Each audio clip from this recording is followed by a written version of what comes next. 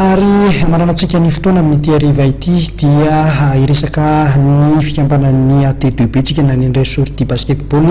izay akalaza ny efa folo taonany izany ka hitondra fanazavana mikasika indray izay ny mpitantana izany fikambanana izany dia izay fanadihadiana izay ihany koa topo klasy topo vavy no ametrahana ny veloma mandram-piona amin'ny herin'ny anio toy izao indray aza dino fa hiavaka ny fandarantsika amin'ny herin'ny anio satria ny tontolo ny fanomezana na ny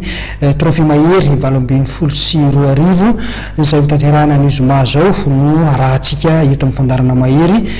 amin'ny herin'ny anio dia izay fanadihadiana izay no rahantsika zany amin'ny herin'ny anio dia mametraka ny veloma ary mandram-piona ho amin'ny herin'ny anio toy izao indray veloma tompoko. Tsy hoe fety basket fotsiny fa amin'ny taona 2024 arivo ity zany no anaovanay ny akalazanay ny fafolo taona ny AT2B André Sortie basket dia ao anatin'ny fankalazana io efa natomboka moa izy io tamin'ny 17 janoary tamin'ny sortie izay nataon'ny fikambanana rehetra tany Carillon. Ny AT2B André Sortie basketball zany hoe fikambanan'ireo olona rehetra izay mpakafy basket teny amin'ny faritra Andraisoro iny nitsangana ny farany taona 7 arivo dia tao anatin'izay ihany koa no nitsiry ny hevitra amin'ny fananganana ny kanja ho lasa goudron izay kanja tany tany be izay teo mandritra ny taona maro tamin'ny taona 24 arivo io rehefa nitsangana ara-dalàna fikambanana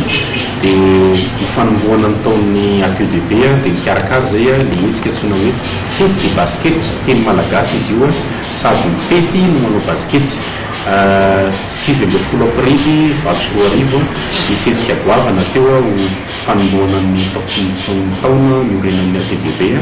ny 7 sy ny 20 ny volana aprily 13 arivo kosa andian'ny faharoa sady fahadimy taonan'ny AT2B ary ity 20 arivo ity kosa dia sady andian'ny fahatelo amin'ilay hetsika hoe fety de basket no fahafolo taona ny AT2B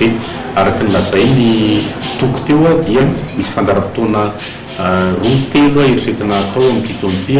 anisan'izany ireo hetsika fitadiavam-bola mba hanamboarana ny kianja ezahanay tsy maintsy vita amin'ity fahafolo taona ity ny fefena ny kianja sy ny gratin.